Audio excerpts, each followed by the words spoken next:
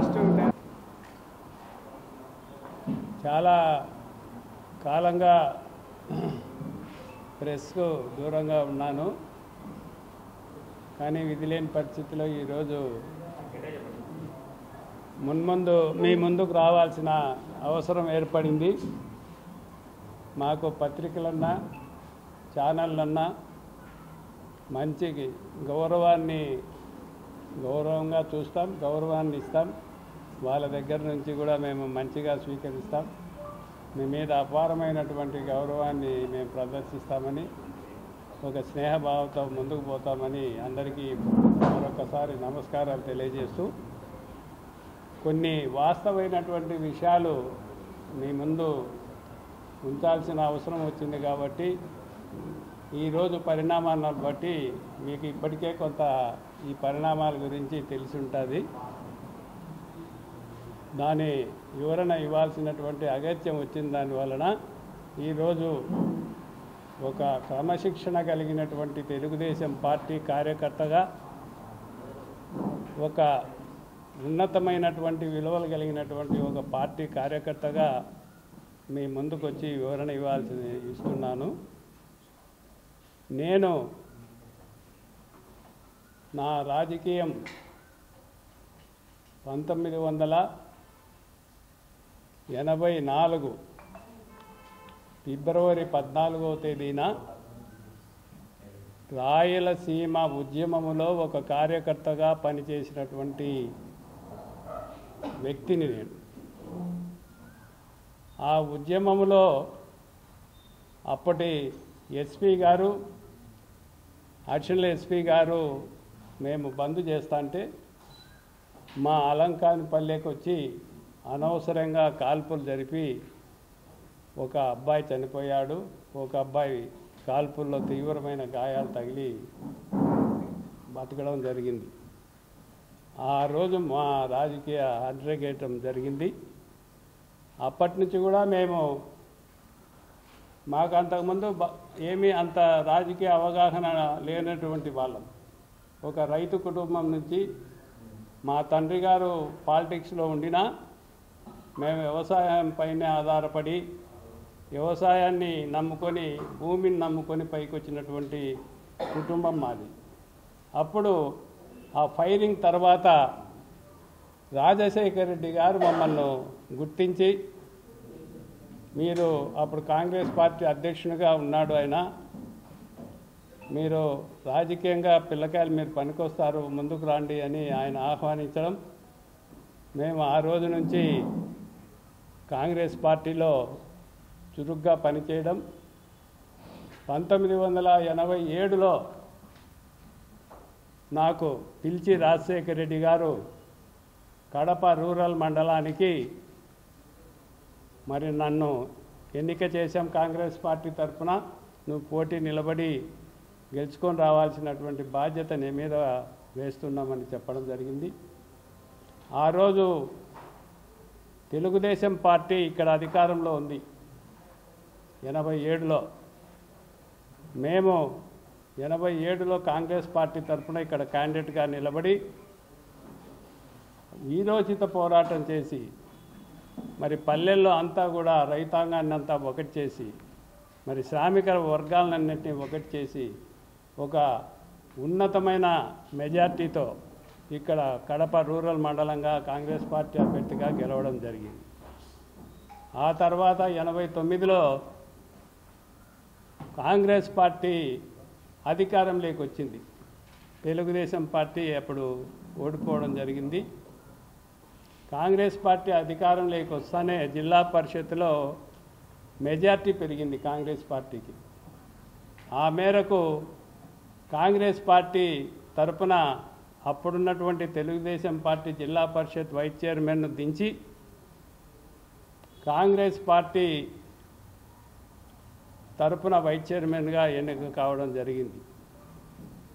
తర్వాత కాంగ్రెస్ పార్టీలో ఉన్నటువంటి కొన్ని లుకలుకల వల్ల 1996లో బద్వేల్ వీరారెడ్డి గారు ఎమ్మెల్యే తెలుగుదేశం పార్టీ, ఆయన ఆహ్వానం మేరకు నేను 1996లో తెలుగుదేశం పార్టీలో చేరాను. 96 నుంచి ఇప్పుడు 2025 వరకు తెలుగుదేశం పార్టీ కోసం ఆర్నిషాలు పోరాటం చేసి కష్టపడి పనిచేసినటువంటి కడప నగరంలో ఏకైక వ్యక్తిని నేను. పార్టీలో 96 నుంచి లోకల్ బాడీ ఎన్నికల్లో ఏ ఎన్నిక వచ్చినప్పటికీ ఇంతవరకు మా ప్రాంతంలో తెలుగుదేశం పార్టీని ఓడించలే, అంతా గెలిపించుకుంటే వచ్చాం. ఎవరితో కూడా సాధ్యం కాలే. పెద్ద వాళ్ళు మమ్మల్ని ఓడించాలని రాజశేఖర రెడ్డి ముఖ్యమంత్రిగా కూడా ఇక్కడ రవీంద్రనాథ్ రెడ్డి గారు మేయర్గా నిలబడినప్పుడు అలంకాన్పల్లిని ఓడించాలి మేయర్ అని ఎంతో వాళ్ళు కష్టపడి మా మీద పెత్తనం చేసిన, డబ్బులు ఖర్చు పెట్టిన వాళ్ళు ఏమీ చేయలేక ఓడిపోయినటువంటి పరిస్థితులు. అటు సర్పంచ్ ఎన్నికల్లో కానీ, ఎంపీటీసీ ఎన్నికల్లో కానీ, తర్వాత కార్పొరేషన్ అయిన తర్వాత కార్పొరేషన్ ఎన్నికల్లో కానీ ఎప్పుడు కూడా విజయదుందుబిగానే మేము పార్టీని ముందుకు నడుపుతూ వచ్చాం. 1996 తర్వాత రాజమోహన్ రెడ్డి గారు ఫస్ట్ ఖలీల్ బాషా గారు ఎమ్మెల్యేకి నిలబడితే కష్టపడి పనిచేసాం, ఆయన గెలిపించాం. తర్వాత శివానందరెడ్డి గారిని పోటీ చేస్తే 6 నిమిషాలు కష్టపడి కొద్ది మెజార్టీతో అప్పుడు ఓడిపోవడం జరిగింది తెలుగుదేశం పార్టీ. రాజశేఖర రెడ్డి ఫస్ట్ ముఖ్యమంత్రి అయినప్పుడు మేము రాజమోహన్ రెడ్డి గారు, శివానందరెడ్డి గారు, ఖలీల్ బాషా గారికి ఏ విధంగా ఎలక్షన్ చేసినామనేది ఈ కడప నగరంలోని పాత రాజకీయ నాయకులందరికీ బాగా గుర్తుండే ఉంటుంది. అప్పుడు రామచంద్రయ్య గారు తెలుగుదేశంలో ప్రముఖంగా ఉన్నటువంటి వ్యక్తి కడప నగరంలో. ఆయనకు కూడా మేమేం చేశామనేది బాగా గుర్తుండే ఉంటుంది. తర్వాత పాలెం శ్రీకాంత్ రెడ్డి కూడా పార్లమెంటుకు నిలబడ్డారు. ఆయనకు కూడా 6 నిమిషాలు జిల్లా అంతా తిరిగి కష్టపడి పనిచేసినటువంటి రోజులు మాయి. తర్వాత 2014లో ఇప్పుడు ఏదో పెద్ద నేను పైన నుంచి చంద్రబాబు మార్పింగ్ అన్నింటూ ముందుకు వచ్చినటువంటి శ్రీనివాసులు రెడ్డి గారు కూడా పార్లమెంటుకు నిలబడ్డాడు. ఆయనతో పాటు దుర్గా ప్రసాద్ గారు కూడా ఎమ్మెల్యేకి నిలబడ్డాడు. మొత్తం కడప కాన్స్టిట్యున్సీలో 245 బూతుల్లో పోలింగ్ ఏజెంట్లు పెట్టి జనరల్ ఏజెంట్గా నిలబడి అందరినీ నిలబెట్టి అంతా పోరాటం చేసిన ప్రథమ వ్యక్తి మేము. ఎన్నికల్లో భారీగా కష్టపడడం జరిగింది. 1 నెల రోజులు అన్నీ చేయడం జరిగింది. అప్పుడు శ్రీనివాసులు రెడ్డి గారు ఎన్నికల ఖర్చులు మల్లికార్జునరావు గారికి, దుర్గా ప్రసాద్ తండ్రి గారికి ఎంత ఇస్తానని ఎంత ఇచ్చాడు అనేది ఆయనకు బాగా తెలుసు. ఆయన డబ్బులంటే ఊరికి అద్దంలో చూపించాడే కానీ ఎవరికి ఇచ్చేవాడు కాదు శ్రీనివాసులు రెడ్డి. ఆయన దుర్గా ప్రసాద్ ఎంత కష్టపడ్డాడో, ఎంత బాధపడ్డాడో ఎలక్షన్ నడిపేటప్పుడు ఆ బాధల కష్టము నాకు మాత్రమే తెలుసు. ఎందుకంటే అతి దగ్గరగా నేనే ఎలక్షన్ నడిపాను కాబట్టి. ఆ ఎలక్షన్ తర్వాత 2014 నుంచి 2019 వరకు మామూలుగా ఎవరైతే వ్యక్తి పోటీ చేసి ఓడిపోతాడో ఆ వ్యక్తే తెలుగుదేశం పార్టీలో ఇన్ఛార్జిగా కొనసాగే ఆనవాయితీ ఉంది. అది అందరికీ తెలిసినటువంటి సత్యమే. తెలుగుదేశం పార్టీలో గెలిస్తే ఎమ్మెల్యే ఉంటాడు, ఓడిపోతే ఓడిపోయిన వ్యక్తి ఇన్ఛార్జిగా ఆ నియోజకవర్గానికి ప్రాతినిధ్యం వహిస్తాడు. కానీ ఇక్కడ అట్లా జరగలేదు. ఓడిపోయిన వ్యక్తిని ఇంటికి పంపించారు, కుర్చీనే తీసేసి పక్కన కూర్చోబెట్టారు. ఈయన మధ్యలో ఇన్ఛార్జ్ అని 14 నుంచి 19 వరకు మరి వేల కోట్ల రూపాయలు డబ్బులు ప్రభుత్వం నుంచి తెచ్చి చిందరబందర చేసి వైసీపీ వాళ్ళను 10-12 మందిని ఇన్ఛార్జీలను, కార్పొరేటర్లను తెలుగుదేశంలో చేర్చుకొని 19 ఎన్నికలు వచ్చే నాటికి అతనికి ఎమ్మెల్యేకి టికెట్ రాలేదని అమీర్ బాబుకు ముస్లింకి ఇవ్వాలి టికెట్ అనేటటువంటి పార్టీ నిర్ణయానికి పెద్దలు చంద్రబాబు నాయుడు గారు కట్టుబడి ఆయన ముస్లింకు మైనార్టీకి ఇవ్వాలి, కడపలో మైనార్టీల సంఖ్య ఎక్కువగా ఉంది అని మైనార్టీలకు ఇచ్చిన తర్వాత ఒక్క రోజైనా నువ్వు 2019 అసెంబ్లీ ఎన్నికల్లో పార్లమెంట్ ఎన్నికల్లో కడప నియోజకవర్గంలో అమీర్ బాబు వెనకమ్మడి ఒక్క రోజైనా నువ్వు ఎన్నికల్లో తిరిగావా? ఒక్క తూరి గుండె మీద చేసుకొని చెప్పు.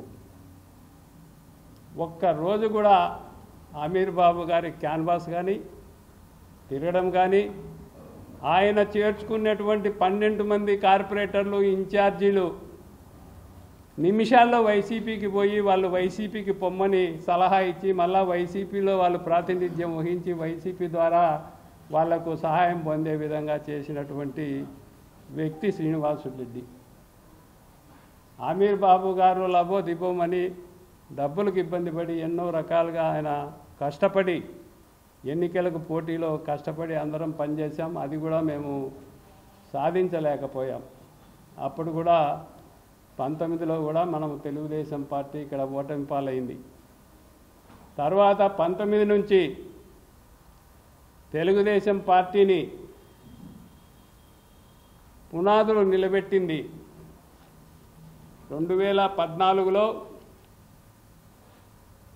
కార్పొరేషన్ ఎన్నికల్లో ఆ రోజు కాంగ్రెస్ ప్రభుత్వం వైసీపీ అంటే కడపలో మరి జల ప్రజలు పరిగెత్తన్నారు వైసీపీ ప్రభుత్వానికి, వైసీపీ పార్టీకి, ప్రజలకి, కడప పట్టణంలో ఉన్న ప్రజలు.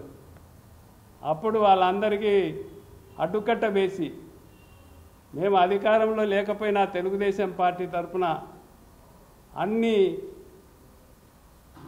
డివిజన్లలో పోటీ పెట్టి 8 మంది కార్పొరేటర్లను మేము కడప నగరంలో గెలిపించుకోవడం జరిగింది. ఆ 8 మంది కార్పొరేటర్లో మా కోడలు ఉమాదేవి కూడా 2014లోనే ఆమె కార్పొరేటర్. తర్వాత 2019లో జరిగినటువంటి 19-20లో జరిగినటువంటి కార్పొరేషన్ ఎన్నికల్లో మరి వైసీపీ అధికారంలోకి వచ్చింది. అధికారంలోకి వచ్చిన తర్వాత 50 డివిజన్లలో 36 డివిజన్లు ఏకగ్రీవం అయ్యాయి వైసీపీకి. కేవలం 14 డివిజన్లోనే పోటీ. అందులోనూ 6-7 డివిజన్లు నామకా వాస్తే పోటీ, ఫ్రెండ్లీ పోటీ పెట్టుకొని వాళ్ళు ఆ 5-6 డివిజన్లు లొంగిపోయారు. కేవలం 4-5 డివిజన్లలో గట్టి పోటీ జరిగింది. దాంట్లో గెలుపొందడం మేము ఒక్కరమే గెలుపొందగలిగాం. దానికి ఎంతో శ్రమ, ఎంతో ఆర్థిక సమస్యలు అన్నీ పోరాడి మేము తెలుగుదేశం పార్టీని ఈ కడప పట్టణంలో నడిబొడ్డులో నిలబెట్టాలి అనేటటువంటి ఒక ధ్యేయంతో 2014 లోకల్ బాడీ ఎన్నికల్లో, తర్వాత 2019 ఎన్నికల్లో లోకల్ బాడీలో, 2004 లోకల్ బాడీ ఎన్నికల్లో కూడా 8 మంది కార్పొరేటర్లను గెలిపించడం జరిగింది. ఆ రోజు కూడా మేము మా అలంకాన్పల్లె కార్పొరేటరు వైసీపీ భారీ ఓటమిని చవిచూసినటువంటి పరిస్థితి ఆ రోజు రాజశేఖర రెడ్డి ముఖ్యమంత్రిగా ఉన్నప్పటికీ. మళ్ళా జగన్మోహన్ రెడ్డి గారు ముఖ్యమంత్రిగా ఉన్నా కూడా మేము భారీ మెజార్టీతోనే గెలిచాం. మరి ఆ రోజు కడప పట్టణంలో శ్రీనివాసురెడ్డి గారు జిల్లా అధ్యక్షులు, పోలెట్ బ్యూరో నెంబరు. ఒక్క రోజైనా నువ్వు డివిజన్లో నువ్వు క్యాన్వాస్ చేసావా? క్యాన్వాస్ చేసావా? ఓటు వేయమని అడిగావా? ఆ పరిస్థితుల్లో కూడా మా వాడు మా కోడలు కార్పొరేటర్ గారి భర్త మా మోహన్ రెడ్డి పెద్దబ్బాయి శ్రీనివాసురెడ్డి గారికి ఫోన్ చేసి, అయ్యా సుధాకర్ యాదవ్ గారి కావాల్సిన మనిషి ఒక ఆయన సిఐని మాకు డ్యూటీ వేశారు, ఒక్క మాట మీరు డిపార్ట్మెంట్కి ఏం చెప్పాల్సిన పనిలా సుధాకర్ యాదవ్ గారికి మీరు ఫోన్ చేస్తే నేను పోయి కలిసి ఆయనతో రిక్వెస్ట్ చేయించుకుంటాను కొంచెం న్యాయం చేయమని, న్యాయంగా ఎలక్షన్ జరిగితే మేము గెలుస్తామంటే అందరూ చేతులు ఎత్తేసినారు. నువ్వు గెలిచి ఏం చేస్తావు, ఎత్తేది చేయి తొందరగా ఎత్తేసి ఇది కూడా వదిలేస్తామని చెప్పినటువంటి దాఖలాలు ఆ శ్రీనివాసులు రెడ్డి.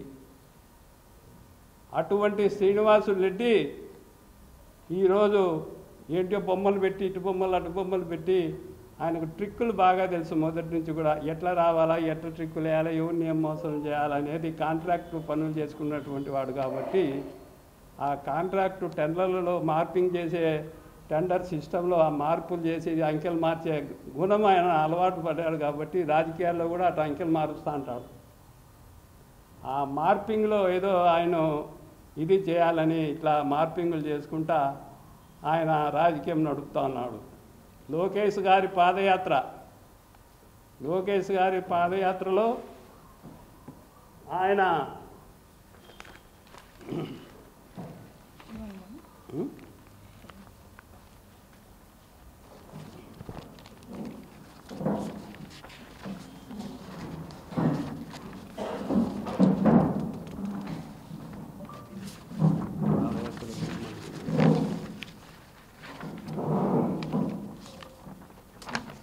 లోకేష్ గారు పాదయాత్ర చేసి అలంకాన్పల్లె దగ్గర ఒక బోర్డు వేశారు, శిలాపథకం. ఇది నా పట్టాభూమిలో వేశారు శిలాపథకం. శిలాపథకంలో ఈయన పాదయాత్ర అంతా మొత్తం కడప జిల్లాలో 18 రోజులు మా పాప మా అబ్బాయి మోహన్ రెడ్డి కడప జమ్మలమడుగు నుంచి సిద్ధోటం వరకు పాదయాత్ర చేసినటువంటి వాళ్ళు. కడప నగరంలో భారీ ఎత్తున జన సమీకరణ చేసి పాదయాత్ర చేసినటువంటి ఘనత మా కుటుంబానికే దక్కింది.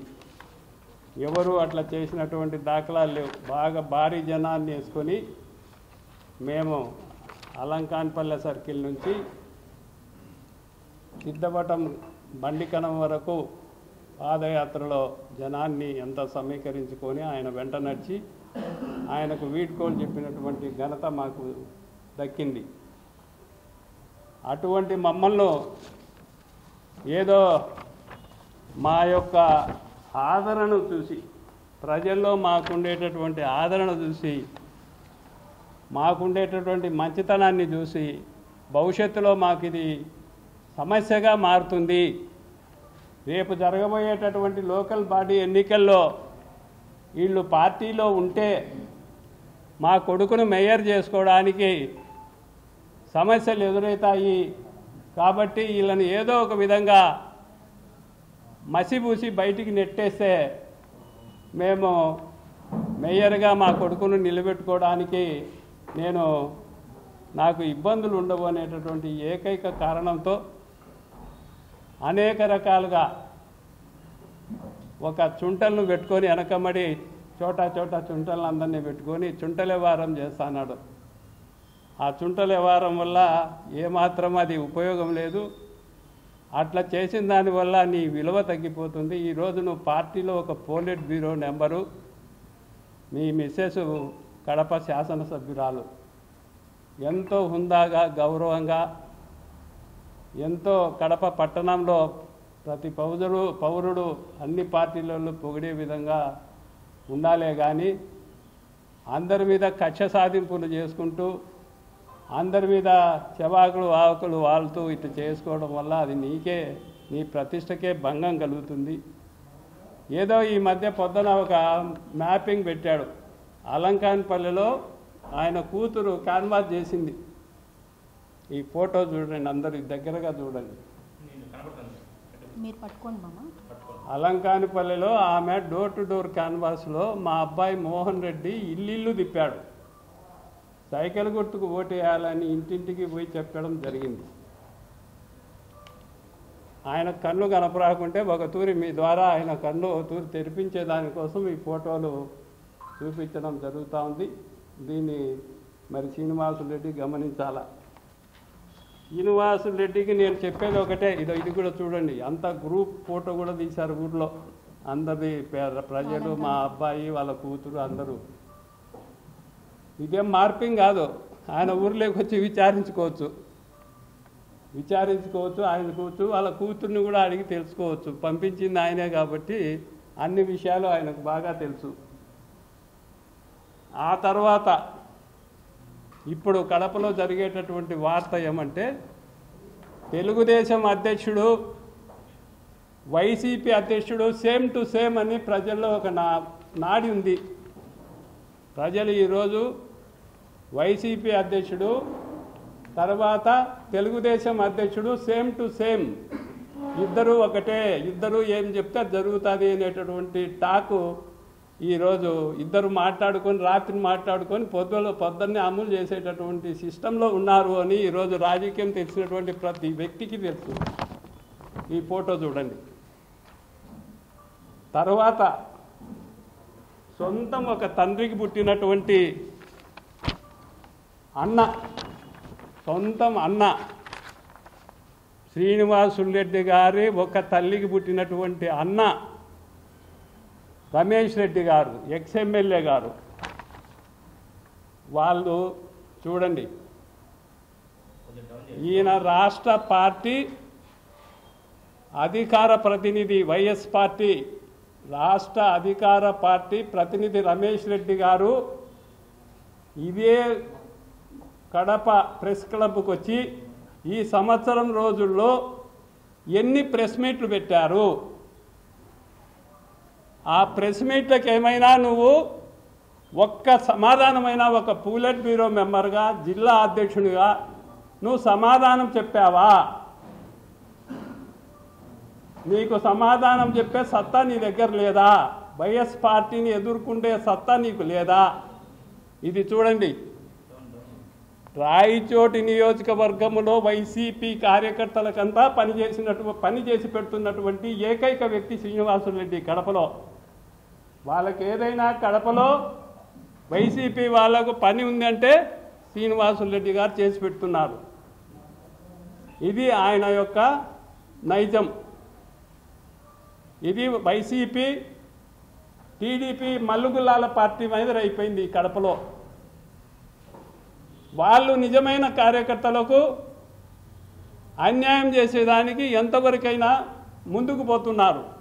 తెలుగుదేశం పార్టీ అడ్డం పెట్టుకొని, తెలుగుదేశం అధికారాన్ని అడ్డం పెట్టుకొని నిజమైనటువంటి తెలుగుదేశం పార్టీ కార్యకర్తలకు అటు రాయచోటి ఇటు కడప అన్ని చోట్ల కూడా ప్రమాద స్థాయిలో పడిపోయారు ఈరోజు తెలుగుదేశం కార్యకర్తలు.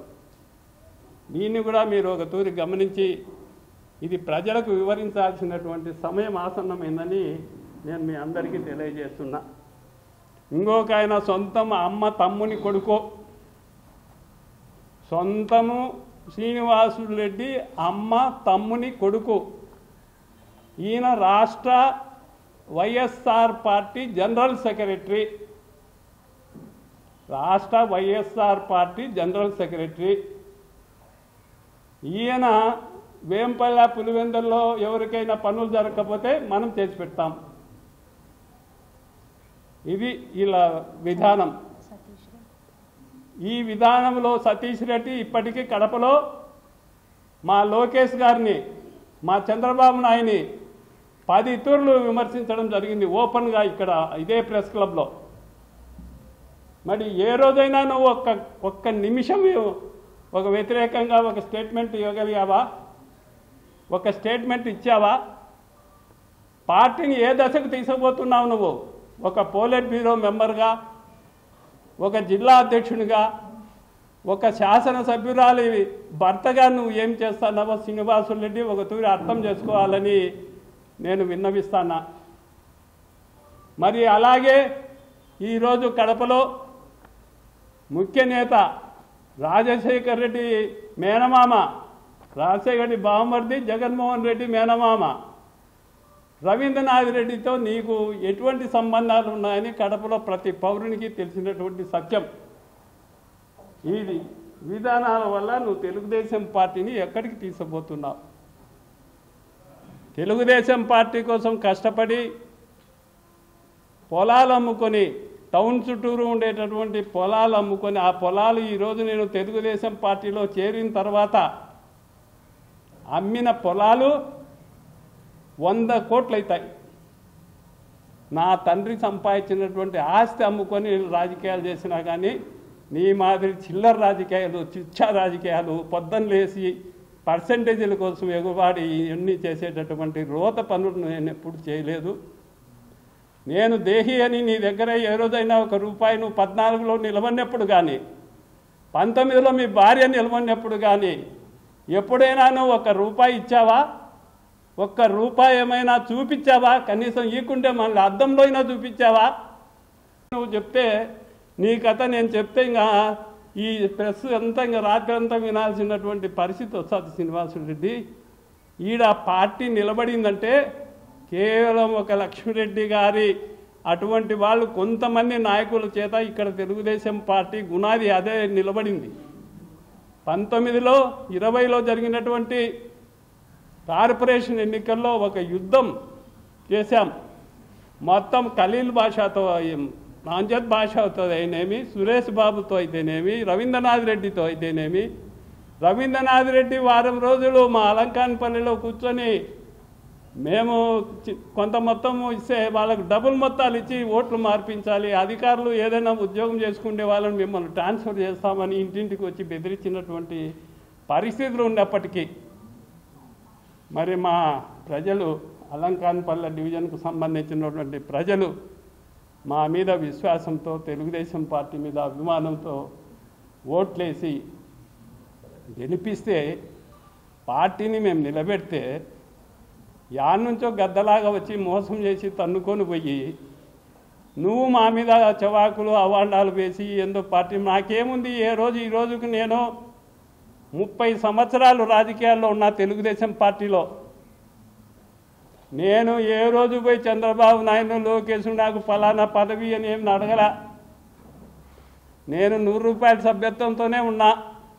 వాళ్ళు ఇస్తే తీసుకుంటానా, లేదంటే లేదు. నేను ప్రత్యక్ష ఎన్నికల్లో పోరాడే శక్తి కలిగినటువంటి వ్యక్తిని. నేను నాకు ఎమ్మెల్యే టికెట్ ఇచ్చినా పోరాడతాం, కార్పొరేటర్ టికెట్ ఇచ్చినా పోరాడతాం, ఇంకా ఏదైనా చిన్నది ఇచ్చినా కూడా దానికి కూడా పోరాడి తెలుగుదేశం ప్రతిష్టను మా నారా చంద్రబాబు నాయుడు గారు ఒక విజన్ కలిగినటువంటి వ్యక్తి.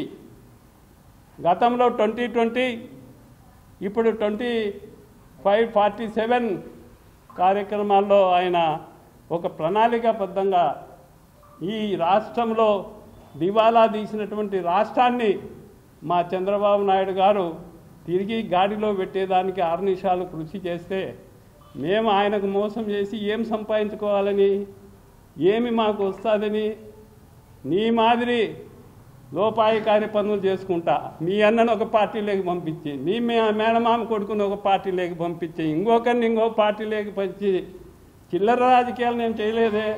వాడే శక్తి నా దగ్గర ఉంది. నాకు ఈ ₹100 సభ్యత్వమే 30 ఏళ్ళు పనిచేశా. నువ్వేదో నువ్వు ఇచ్చే పనికిరాని పదవి కోసం నేను ఎగబడేవాడిని కాదు. ప్రజల సంక్షేమం కోసం మా నాయకుడు కష్టపడేటటువంటి చంద్రబాబు నాయుడు గారి కోసం, మరి ఇప్పుడు భవిష్యత్తులో మాకు వచ్చే నాయకుడు లోకేష్ గారి నాయకత్వం కోసం మేము పోరాడతాం తప్ప మాకు ఆ పదవి ఈ పదవి అని అడుక్కుండే పరిస్థితి మాకు లేదు. నువ్వేదో మాకు పదవి ఇస్తున్నాడని నువ్వు ఇప్పుడు ఏదో ఒకటి బొమ్మలేసి మార్పింగ్ చేసి ఇట్లా చేసి అట్లా చేసి ఇట్లాంటి చిల్లర పనులు చేసుకుంటే నువ్వే బజారు పాలవుతావు తప్ప ఎవరు ఇక్కడ చెడిపోయారు లేరు. ఇప్పుడు నీ కుటుంబంలో ఎన్ని రాజకీయ పార్టీలు ఉన్నాయో ప్రజలందరికీ తెలుసు. నువ్వు అది మార్పించుకో, మీ అన్నం తెచ్చుకో పార్టీలోకి, లేదా నువ్వు ఆ పార్టీలోకి పో. మీ మేనమామ కొడుకుని పార్టీలోకి తెచ్చుకో, లేదా నువ్వు ఆ పార్టీలోకి పో. నీకు గౌరవం ఉంటుంది. నువ్వు వాళ్ళని ఒక పక్క, వీళ్ళని ఒక పక్క, నేను ఒక పక్క ఉంటా. ఎక్కడొచ్చినా మనకి ఎవరికి ఇబ్బంది లేకుండా చూసుకోవాలని ఒక చెడ్డ ఉద్దేశంతో ఇవన్నీ ఇక్కడ ఎవరు సరైనటువంటి తెలుగుదేశం కార్యకర్తలు బతకూడదు, పని చేయకూడదు, భవిష్యత్తులో వీళ్ళకి ఎటువంటి పదవులు రాకూడదు అని ఏదో చేయాలనుకుంటే మీ యొక్క చిల్లర మనస్తత్వానికి భగవంతుడు తప్పకుండా బుద్ధి చెప్తారు. కడప ప్రజలు ఖచ్చితంగా బుద్ధి చెప్పేదానికి ఎదురు చూస్తున్నారు. అయినా మేము పార్టీ కోసం పనిచేస్తాం, పార్టీని నిలబెడతాం, పార్టీని అన్ని విధాలా రేపు జరగబోయేటటువంటి మహానాడు మాకు ఏ పదవి ఇవ్వాల్సిన అవసరం లే. ఏ పదవి నేను ఎవరిని అడగలా ఇంతవరకు. చంద్రబాబుని కలిసినా బాగా క్షేమంగా ఉండాలి సార్ అని చెప్తాం, లోకేష్ని కలిసినా క్షేమంగా ఉండాలంటాం. కానీ మేము పలానా పదవి ఇవ్వమనిలే, మాకు ఎమ్మెల్యే టికెట్ ఇవ్వమని మేమేం పోలే. ఆయనే పిలిచి మీరు ఎమ్మెల్యే క్యాండిడేట్లు మీరు ఎమ్మెల్యేకి నిలబడండి లోకేష్ గారు పిలిచి చెప్తే మేము కాదనకుండా సరే అన్నాం. కానీ మాకు పోయి మాకు ఎమ్మెల్యే టికెట్ ఇవ్వని మేము ఏ రోజు అడగలే. మమ్మల్ని ఆయనే పిలిచి కడపలో చెడిపోయింది పార్టీ, ఈ పార్టీని మీరైతేనే కాపాడతారు, మీరు ఏకైక కార్పొరేటర్ గెలిచినారు, మీ వీరత్వానికి నాకు గొప్పగా అనిపించింది, మీరు భవిష్యత్తులో తప్పకుండా మీకు ఎమ్మెల్యే టికెట్ ఇస్తామని లోకేష్ గారు చెప్పడం, మేము ఈ భవిష్యత్ గ్యారంటీ కానీ ఇంకోటి కానీ 2 సంవత్సరాలు 3 సంవత్సరాలు పోరాటం చేశాం. అంతేగాని మేమేదో ఒక తిల్లర పని కల్లర పని చేయాల్సినటువంటి అవసరం నాకు లేదు. నాకేమీ వేరే చెడ్డ అలవాట్లు లేవు, వేరే అలవాట్లు లేవు. రోజు 10 రూపాయలతోనే నేను జీవించగలను. నీ మాదిరి సుఖాలు హైలు ఇది జరగాల్సిన పని లేదు. నేను కార్యకర్తల్లో ఉంటా, కార్యకర్తల్లో పనిచేస్తా, కార్యకర్తల ఇంట్లోనే తింటా, కార్యకర్తల ఇంట్లోనే అవసరమైతే అరుగు మీద పనుకొని క్యాన్వాస్ చేసుకొని పార్టీ కోసం నేను కష్టపడే మనస్తత్వం కలిగినటువంటి వ్యక్తి. మా తండ్రి గారు కూడా 2 తూర్లు ఎమ్మెల్యే. మీ నాయన రాజకీయాల్లోకి రాక నుంచి మా నాయన రాజకీయాల్లో ఉన్నాడు. నువ్వు అడ్డదోరణ సంపాదించావు, మా ఆస్తులు అమ్ముకొని మేము రాజకీయాలు చేస్తాం. నువ్వు అడ్డదారిన డబ్బు సంపాదించి రాజకీయాలు చేసి ముందుకు ఏదేదో జమ్మిక్కి చేయాలంటే ప్రజలు నీకు తగిన శాస్తి చెప్పే రోజులు దగ్గరలోనే ఉన్నాయి. దాని దృష్టిలో పెట్టుకొని అడుగు వేసుకోవాల్సిందిగా నేను విజ్ఞప్తి చేస్తూ, ఇంకా చెప్తా పోతే చాలా ఉన్నాయి. అవన్నీ పక్కన పెట్టి రేపు జరగబోయే మహానాడుకు అందరూ కలిసికట్టుగా పనిచేసి, ఈ మహానాడుకు 40 సంవత్సరాల తర్వాత కడపకు వచ్చింది, దాన్ని బ్రహ్మాండంగా మనము చేసుకొని ఆ కడప నగరానికి మంచి పేరు తీసుకొచ్చి భవిష్యత్తులో దీన్ని ఇంకా ఎక్కువ పునాదులు వేసుకొని ముందుకు పోదామని నేను సలహా ఇస్తూ, కొంచెం జాగ్రత్తగా కార్యకర్తలను ఆదరించే విధానం పెట్టుకో. అదిలించే విధానం కాదు కావాల్సింది కార్యకర్తలకు, ఆదరించే విధానాన్ని దగ్గర పెట్టుకొని వాళ్ళందరినీ కార్యకర్తలందరినీ ఒక గూడు కిందికి పెట్టుకుంటే భవిష్యత్తులో మనకి ఈ పార్టీ మనుగడిస్తుంది. గతంలో చాలా తూర్లు గెలిచాం టీడీపీ తరఫున. 83లో రామ్మోహన్ రెడ్డి గారు గెలిచారు, 87లో రామచంద్రయ్య గారు గెలిచారు, 85లో, 89లోనే మనం ఓడిపోయాం. మళ్ళా 94లో ఖలీల్ బాషా గారు గెలిచారు, 99లో గెలిచాం. తర్వాత పార్టీ రోజు రోజుకు కనుమరుగైంది. కాబట్టి ఈరోజు ఆ భగవంతుడు మళ్ళా తెలుగుదేశం మీద కనికరించి, అదేదో నా గొప్ప అనుకోగాకు, ప్రతి కార్యకర్త కష్టం ఉంది వెనకాల. ఆ కార్యకర్తల ఉరుసుల వల్ల నువ్వు పతనం అయిపోతావు. వాళ్ళందరి సంక్షేమం చేయాల్సినటువంటి అవసరం నీకుంది. ఈరోజు 8 మంది కార్పొరేటర్లను చేర్చుకున్నావు. 8 మంది కార్పొరేటర్లు నీకు తెలుగుదేశానికి వాళ్ళు మొదటి నుంచి వ్యతిరేకం చేసినటువంటి వ్యక్తులు. నీ ఎలక్షన్లో కూడా ఏజెంట్లు పెట్టి నీకు వ్యతిరేకంగా చేసినటువంటి కార్పొరేటర్లను నువ్వు భుజాన్ని ఎక్కించుకుంటున్నావు. దీన్ని ఒక తూరి అర్థం చేసుకో, ఏం చేస్తానా నేను అనేది. 2018లో బీటెక్ రవి ఎమ్మెల్సీకి నిలవన్నప్పుడు కడప నగరంలో 8 మంది 9 మంది కార్పొరేటర్లను నువ్వు తీసుకొచ్చావు. మరి వాళ్ళు మళ్ళా 19లో జరిగినటువంటి ఎన్నికల్లో ఒక